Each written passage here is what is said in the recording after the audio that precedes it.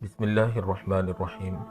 پوری دنیا کے اندر جب سے انسان اس روئے زمین پر آیا اس وقت سے لے کر آج تک دنیا میں بے شمار آسمانی اور غیر آسمانی علاقائی اور اقوامی مذہب وجود میں آئے۔ ان کی صحیح تاریخ اور ان کی حقیقت کو جان لینا ہر مسلمان یا کسی بھی انسان کے بس کی بات نہیں ہے، لیکن بہرحال تاریخ کی صفحات جو معلومات ہم تک پہنچاتے ہیں ان کو اپنے سامنے رکھ کر ہم ایک تصویر بنا سکتے ہیں، جس سے اس بات کا اندازہ لگایا جا سکتا ہے کہ گزشتہ اقوام اور ان کے مذہبی عقائد و نظریات کس طرح کے تھے اور ان کے مذہبی نظریات کن بنیادوں پر قائم تھے۔ چنانچہ آج ہم ہندوستان کی سرزمین جو کہ مذاہب کے معاملے میں بہت سی زرخیز واقع ہوئی ہے اور یہاں پر بہت سے قدیمی مذہبوں کا نہ صرف سلسلہ شروع ہوا بلکہ یہیں سے نمو پذیر ہو کر وہ پوری دنیا کے اندر پھیل گئے، انہی میں ایک بڑا مذہب ہندو مذہب بھی ہے۔ لیکن ہندو مذہب پر بات کرنے سے پہلے ہمیں آریہ مذہب کے متعلق بات کرنا از حد ضروری ہے۔ اس کی وجہ یہ ہے کہ ہندو مذہب بنیادی طور پر آریہ مذہب سے ہی وجود میں آیا ہے، اور آریہ مذہب کے لوگوں نے ہی آگے چل کر ہندو مذہب کو ایک بنیاد فراہم کی۔ یہاں پر یہ بات قابل غور ہے کہ آریہ کس ملک سے بر صغیر پاک و ہند میں وارد ہوئے اور ان کا اصلی وطن کیا تھا۔ اس کے متعلق قرین قیاس یہی ہے کہ یہ ایران اور وسطی ایشیائی ممالک سے یہاں پر آئے اور یہاں پر آ کر آباد ہو گئے۔ اس کی ساری تفصیل ہم نے ایران اور انڈیا کے قدیم مذاہب کی گفتگو میں آپ کے سامنے بیان کر دی ہے۔ اس ویڈیو کا لنک ہماری ڈسکرپشن میں موجود ہے، آپ وہاں جا کر دیکھ سکتے ہیں۔ چنانچہ جب آریہ ہندوستان میں آئے اس وقت وادی سندھ کی تہذیب کو زوال آ چکا تھا اور دراوڑی اقوام میں خاصا ضعف پیدا ہو چکا تھا۔ اس لحاظ سے وہ غالباً دوسری 1000ویں صدی قبل مسیح کے نصف اول میں آئے ہوں گے اور شمال ہند میں پھیل گئے۔ ابتدا میں آریاؤں کا مذہب نہایت سیدھا سادہ تھا۔ ان کے مذہب میں مظاہر قدرت کے خفیہ قوا کی پرستی بہت زیادہ اہمیت رکھتی تھی۔ انہوں نے ہر مظہر کے الگ الگ دیوتا مقرر کیے تھے۔ مثلاً آگ کا دیوتا اگنی تھا، اندر بارش اور گرج کا دیوتا سمجھا جاتا تھا۔ اسی طرح ہوا اور آسمان کے بھی جداگانہ خدا تھے جو علی ترتیب وایو اور درونا کے نام سے موسوم کیے جاتے تھے۔ ان کے یہاں دیوتاؤں کی مورت بنانے کا رواج نہیں تھا۔ اس مذہبی سادگی کے باوجود قدیم آریاؤں کے یہاں رسومات پر بہت زیادہ زور دیا جاتا تھا، بلکہ ان کا مذہب بذات خود چند رسموں کے مجموعے کا نام تھا۔ ہر طبقہ کے افراد پر بہت سی رسموں کی ادائیگی فرض تھی اور پھر ہر ایک کی ادائیگی کا طریقہ جداگانہ تھا، اس لیے عوام کے لیے ان سب کا یاد رکھنا بہت مشکل تھا۔ اس لیے یہ فرض پروہتوں پر عائد کر دیا گیا جو تمام رسوم کے موقعوں پر موجود ہوتے اور عوام کی طرف سے ان کو ادا کر دیا کرتے۔ رسوم کے علاوہ آریاؤں میں قربانی کا بھی دستور شروع سے ہی چلا آتا ہے۔ بہت پہلے تو انسانی قربانی کا رواج تھا۔ گھوڑے کی قربانی کو بہت اہمیت دی جاتی تھی۔ ان قربانیوں کی ادائیگی کے لیے بھی پروہتوں کی موجودگی ضروری تھی۔ لیکن ہندوستان میں آباد ہو جانے کے بعد آریاؤں کو یہاں کی قدیم اقوام سے سابقہ پڑا، جس کے باعث مذہب میں پہلے کی سادگی باقی نہیں رہی۔ رفتہ رفتہ ان کے مذہب میں بھی پیچیدگیاں پیدا ہو گئیں۔ آریاؤں کے مذہبی ارتقاء میں ویدوں کی تصنیف ایک سنگ میل کی حیثیت رکھتی ہے۔ وید کے لفظی معنی مقدس علم کے ہیں۔ ویدوں میں قربانی اور عبادت کا ذکر ہے۔ چنانچہ وید 4 ہیں: رگ وید، سام وید، یجر وید اور اتھر وید۔ رگ وید یہ تمام ویدوں میں سب سے زیادہ پرانا ہے۔ اس میں غالباً 1000 سے زیادہ اشلوک ہیں۔ اس کتاب کی تاریخ، تصنیف یا مصنف کا نام بتلانا ممکن نہیں ہے۔ غالباً اس کے لکھنے والے بہت سے لوگ تھے۔ ان اشلوکوں کے لکھنے کے عوض حکام وقت کی طرف سے بڑے بڑے انعامات ملا کرتے تھے۔ اس وید کے پڑھنے کے لیے مختلف قسم کے پروہت تھے جن کو ہوتری کے نام سے پکارا جاتا تھا۔ دوسرے نمبر پر سام وید ہے جس کے معنی ترنم وید کے ہیں۔ ان میں بھجن ہیں۔ ان بھجنوں کو ترنم کے ساتھ گایا جاتا تھا۔ ان بھجن کے پڑھنے والے پروہت ارگھتری کہلاتے تھے۔ تیسرے نمبر پر یجر وید ہے، یعنی قربانی والا وید۔ اس میں مذہبی رسوم کی ادائیگی کے طریقے درج ہیں۔ اس کے پروہت ادھدریوں کے نام سے موسوم ہوتے تھے۔ چوتھا اتھر وید ہے جس کی تصنیف کا زمانہ بہت بعد کا ہے۔ اس کا زمانہ وہ ہے جبکہ آریہ اور قدیم ہندی باشندوں کی باہمی کشمکش اور تصادم نے آخر کار مصالحت کی شکل اختیار کر لی تھی۔ اتھر وید اس مصالحت کا آئینہ دار ہے۔ یہ وید منتروں کا وید ہے जो झाड़ फूंक और टूने टोटके के काम आते थे। आर्य लोग सहर व फसून यानी जादूगरी से वाकिफ थे। कदीम मकामी बाशिंदों में जादूगरी का आम रिवाज था। इसका असर आर्यों ने कबूल किया। ये वाला वेद खास अहम समझा जाता था। इसकी अहमियत का अंदाज़ा इस बात से लगाया जा सकता है कि इसके भजन और मंत्र पढ़ना बड़े बड़े पुरोहितों का ही इजारा था। ये तमाम वेद और इनके मुतालिक किताबें ज़ुबानी तौर पर एक दूसरे से रिवायतन बयान होती रहीं। वेदों बिलखुसूस ऋग वेद से इस पर रोशनी पड़ती है कि इब्तदान हर चमकदार और मुनव्वर चीज़ को वो देव कहते थे, लेकिन बाद में उनकी तजसीम की जाने लगी। वो आसमान के देवता के बच्चे करार पाए और पृथ्वी जो ज़मीन की देवी थी उसमें अखलाकी सिफात को भी दखल हो गया और वो आम मुजहर फितरत से बुलंद होकर कायनात की खालिक और हाकिम करार पाई। हर एक देवता अपनी परस्तिश के वक़्त दूसरों से आला समझा जाने लगा। ऋग्वेद के तमाम देवता एक ज़माने से मुतालिक हैं और ना ही सबके दर्जे मसावी समझे जाते थे। इंद्र और अग्नि दूसरों के मुकाबले में आला हैसियत के मालिक थे।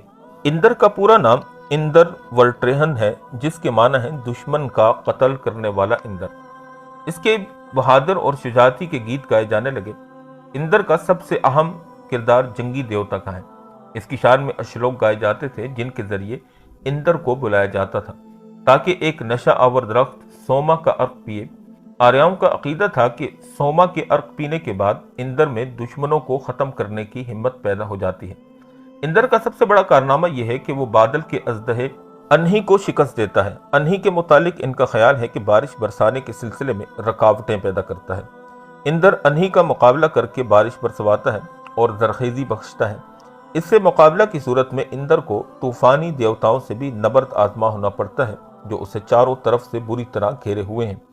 मारदत की सरकर्दगी रोरा करता है।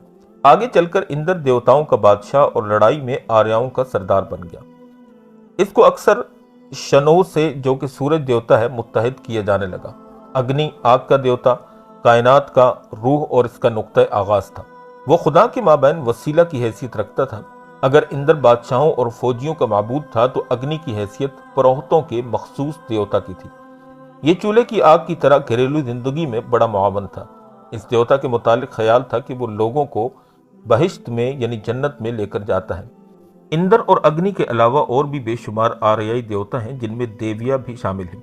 एक देवी वर्षा थी जो सुबह की या शफक की देवी समझी जाती थी। दूसरी देवी पृथ्वी थी। वैदिक देवताओं की सबसे बड़ी खुसूसियत यह थी कि इनके अदब व एहतराम में बड़ा मुबालगा किया जाता था, लेकिन इसके बावजूद इनका खौफ दो के सिवा इन देवताओं के पुजारियों के दिलों में जागुज़ीन नहीं था।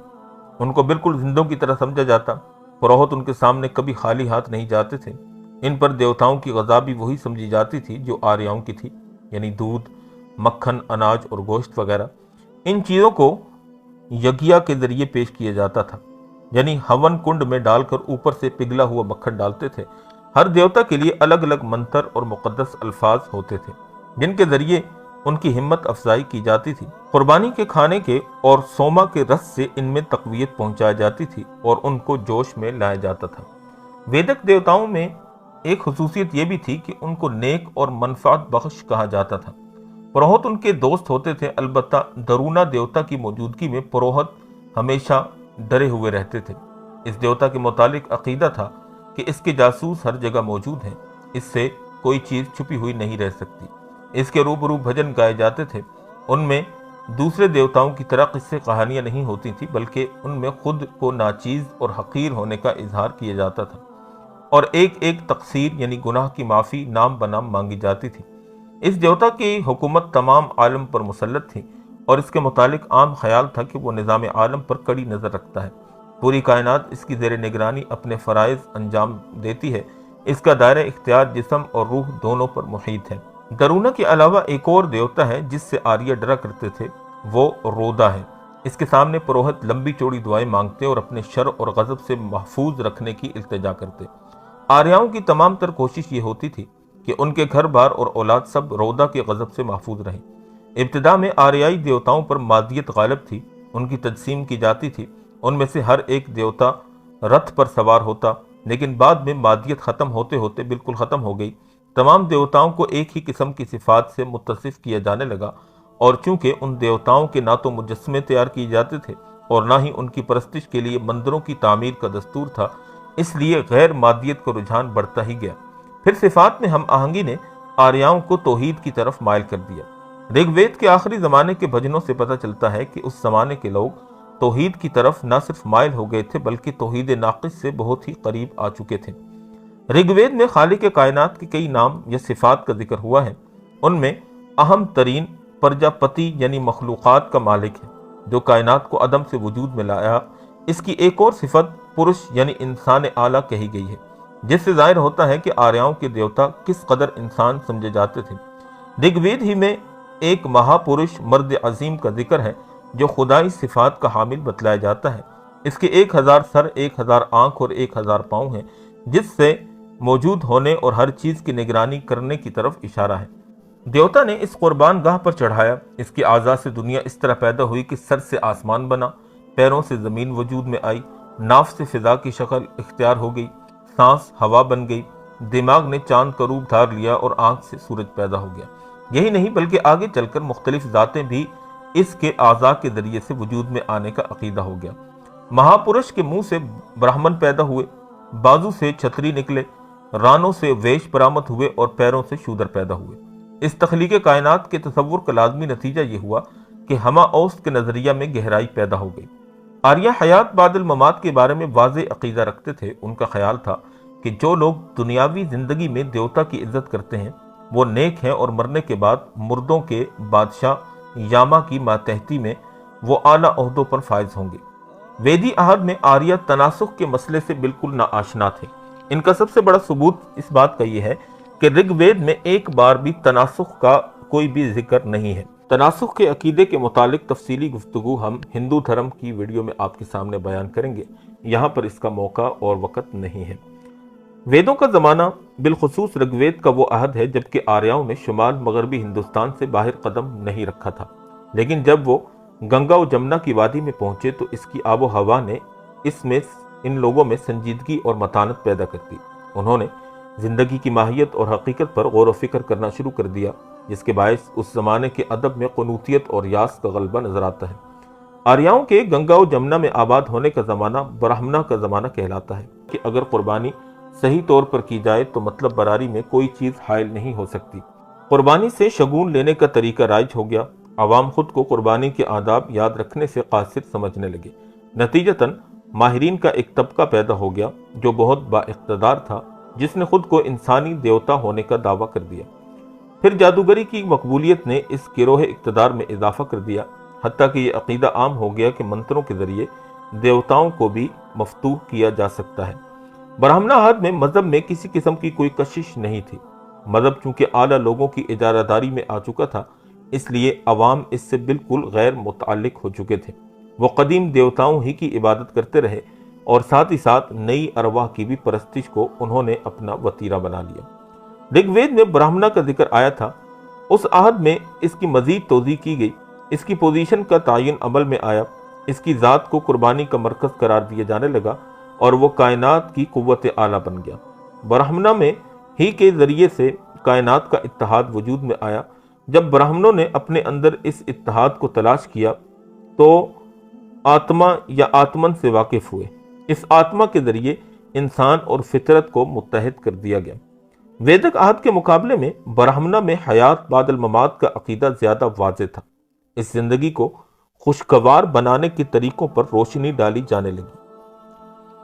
वेदक आहद में कुर्बानियों का मकसद दुनियावी मसाइब से निजात हासिल करना था, लेकिन इस आहद में कुर्बानी की अफादियत इस दुनिया की जगह दूसरी दुनिया तक वसी हो गई। अब यह ख्याल किया जाने लगा कि कुर्बानियों का जरिया हयात बादल मौत को खुशगवार बना सकता है। आर्याओं के पुरोहितों को ऋग्वेद में ब्राह्मण का नाम दिया गया है, जिसके लफ्जी माना मुकद्दस भजनों के गाने वाले के हैं। वेदक आहद में ब्राह्मणों की बड़ी इज्जत होती थी। उनकी कोई अलग जात न थी। बादशाह और उसके बेटे भी ब्राह्मणों के फराइज सर अंजाम देते थे। आगे चलकर 4 जातें बिल्कुल अलग अलग बना दी गई। 3 तो आर्याओं पर मुश्तमिल थी और चौथी जात हिंदुस्तान के कदीम बाशिंदों में उसको रख दिया गया। पहली जात में उलमा यानी ब्राह्मण शामिल थे। दूसरी जात जो खत्री कहलाती थी उसमें फौजी वगैरह शामिल थे। تیسری ذات میں ضیاء اور اہل حرفت لوگ شامل تھے جن کو ویش کہا گیا۔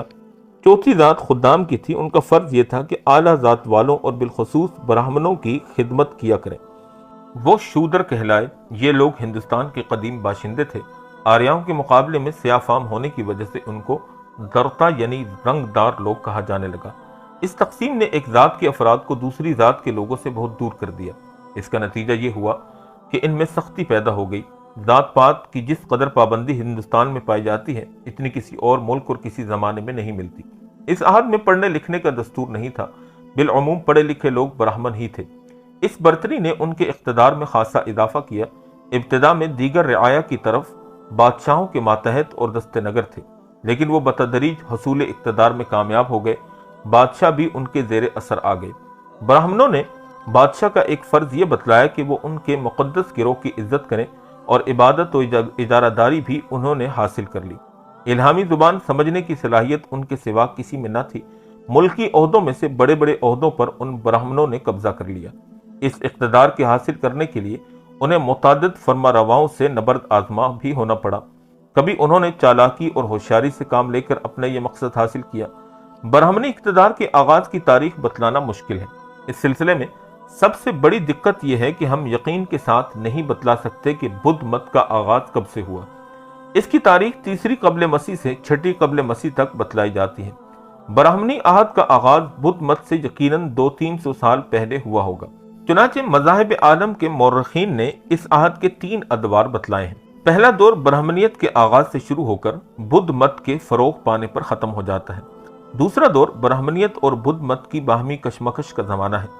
تیسرا دور برہمنی مذہب کا بدھ مت پر غلبہ پانے کے بعد کا عہد ہے۔ برہمن آریائی جو تھے وہ اپنے اقتدار اور طاقت کے نشے میں مدہوش تھے کہ اسی دوران انہیں کئی ایسی تحریکوں اور مذاہب کا سامنا کرنا پڑا کہ جن تحریکوں نے ان کے مذہبی غلبے اور طاقت اور قوت کو چیلنج کر دیا۔ چنانچہ انہی میں ایک اپنشد نام کی تحریک ہے۔ اپنشد کے لغوی معنی راز اور نیاز کی باتوں کے ہیں۔ 9ویں اور 8ویں صدی قبل مسیح میں ایک نئی روحانی زندگی کا آغاز ہوا، جس کے باعث برہمنوں کا اقتدار کم ہونا شروع ہو گیا۔ اپنشد کی تعلیمات کی روشنی میں جاری کی گئیں وہ تعلیمات کچھ ایسی تھیں کہ اپنشد فلسفیانہ کتابیں ہیں جو خاص طور پر تارک الدنیا لوگوں کے لیے تیار کی گئی تھیں، جن کا بیشتر حصہ مکالمہ کی صورت میں ہے۔ اپنشد کو ہم برہمنا کے زمیمہ کہہ سکتے ہیں۔ ایسے لوگ جن کا تعلق اعلیٰ ذات سے نہ تھا، انہوں نے دعویٰ کر دیا کہ وہ سرکاری پروہتوں سے زیادہ بلند مرتبے کے مالک ہیں، جس کے باعث برہمنا کے پیش کردہ تصورات میں ایک انقلاب سا پیدا ہو گیا۔ اپنشد میں اس قسم کے خیالات بہت ملتے ہیں، البتہ قدیم باتوں کی خاصی آمیزش بھی پائی جاتی ہے۔ اپنشد میں برہما کو تمام افراد کی انا بتلایا گیا ہے۔ وہی فی الحقیقت کامل انا اور انفرادی انا کا جز ہے، جس میں اور جس کی طرف تمام چیزیں راجع ہوتی ہیں۔ گویا برہما قوت اعلیٰ کے درجے پر فائز ہو گیا۔ دگ وید کا سب سے بڑا نقص قوت اعلیٰ کا فقدان کا ازالہ اس طرح کر دیا گیا۔ برہما کے متعلق یہ عقیدہ ہو گیا کہ وہ لوگوں کے دلوں اور کائنات کی ہر چیز میں موجود ہے۔ وہی ایک ہستی ایسی ہے جو غم و اندوہ سے بالاتر ہے، ورنہ دنیا کی تمام چیزیں رنج و الم کا شکار ہیں۔ برہمنا کو نہ تو موت کا اندیشہ ہے اور نہ بڑھاپے کا خوف۔ قدیم اپنشد کے باعث مذہب کی بڑی ترقی ہوئی۔ 8ویں صدی قبل مسیح کے بعد نئے اپنشد لکھے گئے، جن میں پہلی بار یوگ کا ذکر کیا گیا۔ وید عہد میں تپسیا کا طریقہ عام تھا، جس کے لفظی معنی گرمی کے ہیں، لیکن اصطلاح میں اپنے جسم کو فقر و فاقہ سے بالکل نکما بنا دینے کا نام ہے۔ رگ وید کے بھجن گانے کے لیے تپسیا کو ضرور قرار دیا جانے لگا۔ نیک اعمال لوگ اس کے ذریعے جنت کی خوشی حاصل کر سکتے تھے۔ اپنشد میں اس کی جگہ یوگ نے لے لی۔ لفظ یوگ یا یوج کے معنی گھوڑے سے ہل چلانے کے ہیں۔ اصطلاح میں دماغی قوتوں پر قابو پا لینے کا نام ہے، جس کے ذریعے انسان زمان و مکان کی قیود سے آزاد ہو جاتا ہے اور وہ نجات اور تکمیل ذات کے حصول کے قابل بن جاتا ہے۔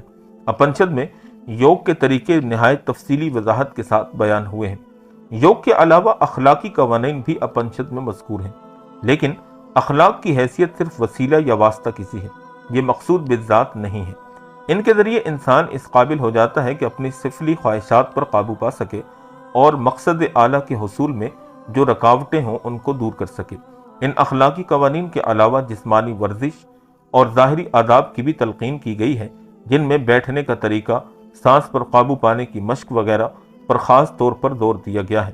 جو شخص ان تمام لوازمات کو پورا کر لے وہی یوگ کی راہ پر قدم رکھ سکتا ہے۔ یوگ اور تپسیا میں بہت فرق ہے۔ تپس تعذیب نفس کا دوسرا نام ہے، جس کے ذریعے جسم کو لاغر اور کمزور کر دیا جاتا ہے، لیکن یوگ میں جسمانی قوا کو منظم اور مجتمع کرنے کی کوشش کی جاتی ہے تاکہ روحانی مدارج کے حصول میں کسی قسم کی دقت لاحق نہ ہو۔ یوگ کے ذریعے نجات حاصل ہوتی ہے اور نجات حاصل کرنے کے بعد انسان آواگون کے چکر سے نکل جاتا ہے۔ یہاں پر تپسیا یا یوگ کا لفظ آپ نے سنا۔ تپسیا اور یوگ کا لفظ ہندی زبان کے اندر بہت زیادہ مستعمل ہے اور آج کل ایک ٹیکنیک کا استعمال کیا جاتا ہے جس کو یوگا کہا جاتا ہے، اور قرین قیاس یہ معلوم ہوتا ہے کہ پوری اور دوسری دنیا میں ان سے فائدہ جنت میں داخلہ اور بار بار پیدا ہونے کے چکر سے محفوظ رہنا ہے۔ اپنشد میں قربانی کی اہمیت بالکل ختم ہو گئی، اب قربانی کی جگہ صرف اخلاق نے لے لی۔ کرم کا مفہوم یہ ہو گیا کہ موجودہ زندگی میں انسان جس قسم کے اعمال کا مرتکب ہوتا ہے اسی کے مطابق اگلا جنم لے گا۔ موجودہ زندگی کی مصیبتیں اور راحتیں سب کی سب گزشتہ جنم کے اعمال کا نتیجہ ہیں۔ انہی اعمال کا نتیجہ کے طور پر انسان ادنا یا اعلیٰ ذات میں حیوانات اور نباتات کی شکل میں پیدا ہوتا ہے۔ عمدہ افعال کی وجہ سے انسان جنت میں داخل ہو جاتا ہے اور اس کے بعد اس کو نیا جنم دیا جاتا ہے، یا براہ راست بغیر جنت میں داخل ہوئے وہ دوبارہ پیدا ہو جاتا ہے، لیکن اگر اعمال انتہائی خراب ہوں تو پھر اسے جہنم میں داخل کر دیا جاتا ہے۔ یہ فلسفہ اعمال اگرچہ عقلی معیار پر پورا نہیں اترتا، لیکن اس میں سب سے بڑی خوبی یہ ہے کہ بدقسمتی اور مصائب کا ذمہ دار خدا کو ٹھہرانے کے بجائے خود انسان کو اس کا ذمہ دار قرار دیا گیا۔ یہ ضرور ہے کہ جو شخص موجودہ زندگی میں نچلی ذات سے تعلق رکھتا ہے وہ خود نہیں جانتا کہ یہ سزا اس کے کس جرم یا جرائم کی پاداش میں دی گئی۔ کرم کے عقیدے کے ساتھ شمسار کے عقیدے نے جنم لیا۔